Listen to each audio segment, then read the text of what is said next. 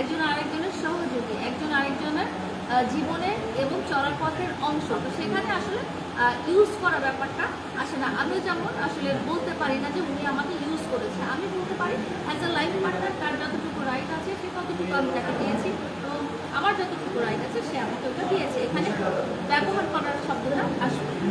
গত বৃহস্পতিবারে তার মা একটা কথা বলেছে আপনাকে নিয়ে যে মাসুদ নামের এক ভদ্রলোকের সাথে তার মামুর একটা বিজনেস ছিল এবং আদার্স অন্যান্য ব্যবসাগুলো আপনি ধ্বংস করেছেন। এটা আসলে আদৌ আমি যদি কোনো কিছু ধ্বংস করি এবং সেটা যদি তারা বুঝতে পারে, সেটা তো অপরাধ।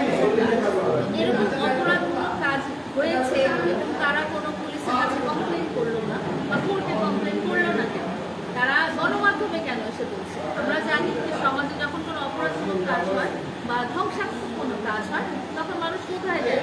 মানুষ যায় আইদার পুলিশের কাছে, তাহলে আদালতের কাছে। উনি যে ব্লেমটা আমাকে দিয়েছে যে তার সেলুনগুলো নাই বা সেটার তার ব্যবসাগুলো নাই, সেটার পিছনে আমার হাত রয়েছে।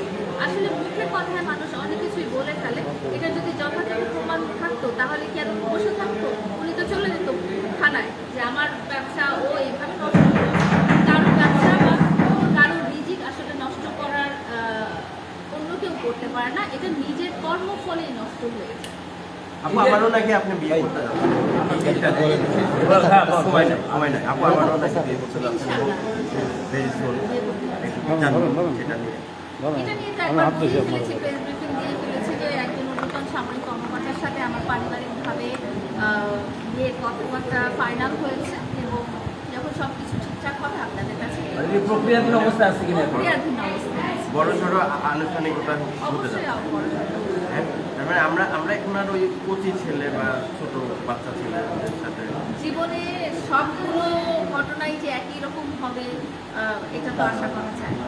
মানে এখন একটু ভার্তিকতা এসেছে, এখন একটু সিনিয়র। সবাই আমার জীবনসঙ্গী যে ছিলেন, যারা ছিলেন একজন বাদে বাকি সবাই আমার যে সিনিয়রই ছিলেন এবং তারা সবাই ঊর্ধ্বতম সামরিক কর্মকর্তাই ছিলেন এবং তারা সবাই বয়সে আমার মানে রূপের ঝলক দিন দিন বেড়েই যাচ্ছে, এটা নিয়ে যদি এটা আপনাদের ক্যামেরার ফিল্টার, চোখের ফিল্টার। এবং আজকে বিয়ে দায় নিজেও বলছিল যে আপনি খুব সুন্দরী এবং আপনাকে নিয়ে সিনেমা করবে, মানে এটা নিয়ে কি বলবেন? এটা নিয়ে তাই ভাইয়ের কি বলবো, উনি আমাকে অনেক ছোট বোন হিসেবে ভালোবাসেন। তো বোনের প্রতি আসলে তার যে ভালোবাসাটা সেটাই এভাবে এক্সপ্রেস করেছে।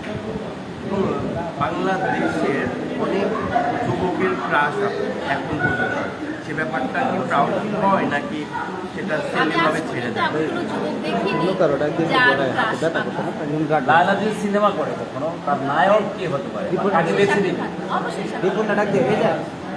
সাধারণ কাউকে নেবেন আপনি তো নিজে একজন সেলিব্রিটি, সেলিব্রিটিরা সবসময় নতুনদের সুযোগ দেয়।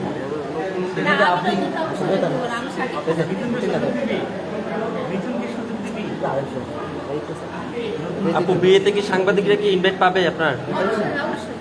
আপনারা তো আমার পরিবার, আপনারা আমার পরিবারের অংশ আজকে থেকে না 4 বছর থেকে। তো আপনারা তো আমার পাশে থেকে আপনারা আমার পাশে থাকবেন। শাকিব খানকে কেন বেছে নিলেন আপনি আপনার সিনেমা? আমি সবসময় আমি একটা কথা বলি, আমি বেস্ট অফ দ্য বেস্ট জিনিসটাই পছন্দ করি। তো আমাদের ফিল্ম ইন্ডাস্ট্রিতে best of the best mega star বলেন যেটাই বলেন, উনি এই মুহূর্তে শাকিব খান। তো ওনার সাথে মুভি করতে পারাটা হচ্ছে সকল মানুষেরই স্বপ্ন। আমি তো সাধারণ মানুষের মধ্যে সে যদি না করতে চায় বা উনি না করতে পারেন, উনি না করতে চাইতে পারেন, তখন কি করবেন? তখন কি করবো? আগে না করুন, তারপরে দেখি। যে নায়িকাগুলো আপনি যেমন আছেন তার অফার পেয়ে দিয়েছে, তারা পাগল হতে এই ব্যাপারটা হতেই হবে। আমি ওনার যে ক্যারিয়ার, ওনার ক্যারিয়ার কিন্তু অল্প দিনের না। আমরা দেখেছি যে 98 সাল থেকে উনি বাংলাদেশ ফিল্ম ইন্ডাস্ট্রির সাথে এক নাগারে একদম আপস অ্যান্ড ডাউনসও অনেক রকম ব্লেম হোক, পার্সোনাল লাইফ হোক, যা ইচ্ছে তাই হয়ে যায়। উনি ওনার লক্ষ্য স্থির, এবং আমি এই সমস্ত মানুষকে খুব পছন্দ করি যারা তাদের লক্ষ্য স্থির থাকে, যারা সাহসিকতার সাথে তারা যেটা চায় সেটা অ্যাচিভ করে নিতে পারে। সো শাকিব খানের সাথে এতদিন যারা সিনেমার অফার ফিরিয়ে দিয়েছেন, তারা যে আপনাদের কাছে তার সাথে সিনেমা করতে চান, এটা খুবই স্বাভাবিক।